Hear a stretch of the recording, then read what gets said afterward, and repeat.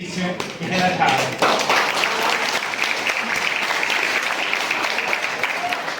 गोपाल कृष्ण भगवान की जय, भारत माता की जय, भारत माता की जय। आज जन्माष्टमी श्री कृष्ण जन्मोत्सव के उपलक्ष्य पर हम स्कूल में उपस्थित हुए हैं।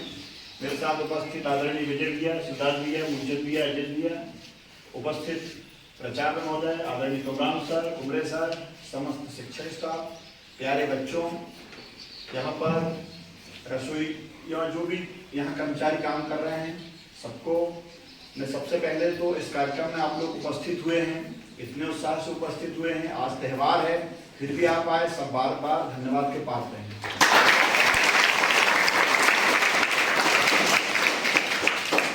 जैसा कि आपको अभी आदरणीय प्राचार्य महोदय ने बहुत सारी कथाएं श्री कृष्ण जी के बारे में बताई।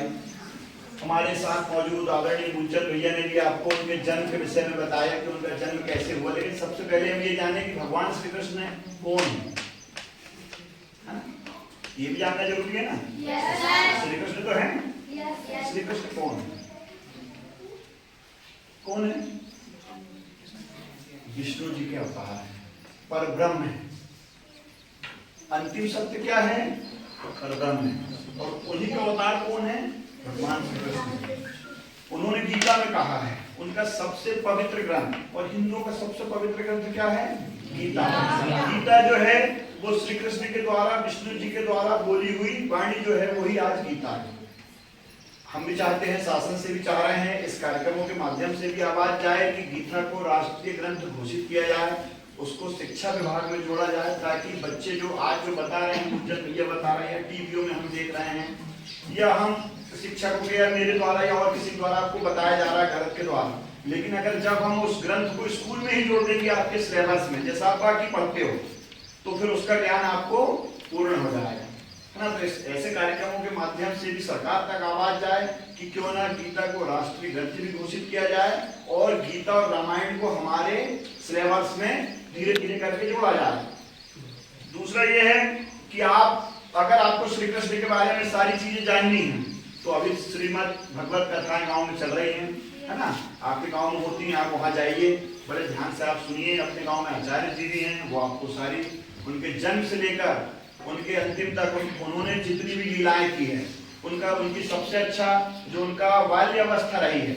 अभी अपन अपने घर कोई बेटा पैदा होता है तो उसको नाम क्या देते हैं? कान्हा बोलेंगे, है ना, कन्हैया बोलते हैं, लल्ला बोलते हैं। ये सब किनके नाम थे? कृष्ण के नाम थे, है ना। उन्होंने बाल्य अवस्था में जो किया वो किसी रूप में उन्होंने जब जन्म लिया, अवतार लिया था, जब नहीं उन्होंने अवतार लिया था, वो अवतारी थे। हम भले कृष्ण जन्मोत्सव बोलते हैं, लेकिन कृष्ण जी का जन्म नहीं हुआ था, उनका क्या हुआ था?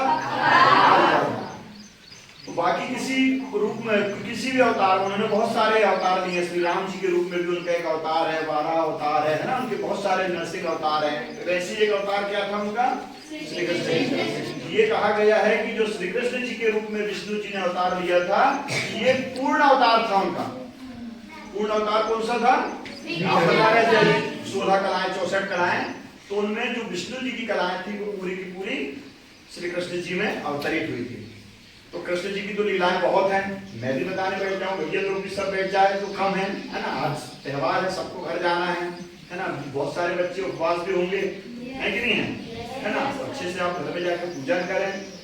और श्री कृष्ण के बारे में जैसे अब सर अभी बोल रहे हैं कि आप व्याख्यान दीजिए, हम चाहें तो कभी कभी अपन जब बैठेंगे या कभी और आ जाए स्कूल में ऐसे कार्यक्रम अगर ये करवाते रहें, तो आज चूंकि त्योहार है, विशेष त्योहार है, कोई भागवत में जाना, पूजन भी करनी है, और कभी आप बुलाएं तो फिर आएंगे और धीरे धीरे छोटी छोटी कथाओं के माध्यम से आपसे बातचीत होते रहेगी।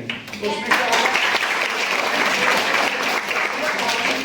जैसा अभी गुरु जी ने बताया कि संदीप ने वो संघ का नाम पूछ रहे हैं, मैं भी भूल गया, मैं खुद भी भूल गया, बड़ा ध्यान नहीं आ रहा है।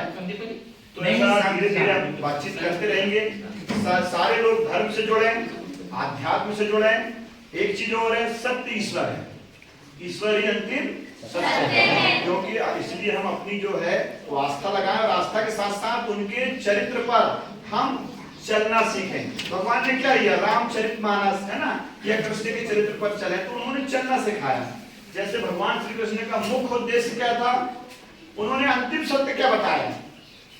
कोई बताएगा?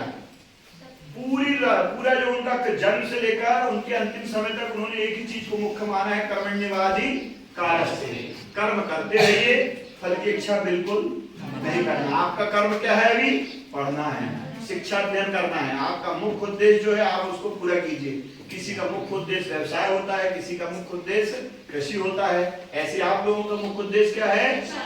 शिक्षा अध्ययन करना। आप शिक्षा अध्ययन कीजिए, जैसे मिलती, जहां से मिलती। गुलशन भैया ने आपको बताया, उससे आपको कुछ सीखने को मिला। मैंने बताया, आपके सारे शिक्षक आपको जो दे रहे हैं, तो भगवान ने भी वही बताने का प्रयास किया है कि जब जिस रूप में रहो। बाल्यावस्था में थे, उन्होंने खेल भी की, लीलाएं भी की। जब शिक्षा अध्ययन करने गए तो पूर्ण रूप से, जबकि वो तो सब जानते थे, लेकिन उन्होंने फिर भी शिक्षा अध्ययन की। एक गुरु के आश्रम में रहे, वहां लकड़ियां काटकर वो लाते थे, सारा काम करते थे, और उसके संसार शिक्षा भी ग्रहण करते थे। तो इसी प्रकार आप लोग उनके चरित्र से सीखें। सभी को बहुत बहुत धन्यवाद। आप लोग सभी ने अपना समय दिया। मैं आदरणीय को भी सम्मान करता हूँ कि वो लोग कार्यक्रम में आए। जय हिंद, जय भारत, बोलिए भगवान श्री कृष्ण की जय।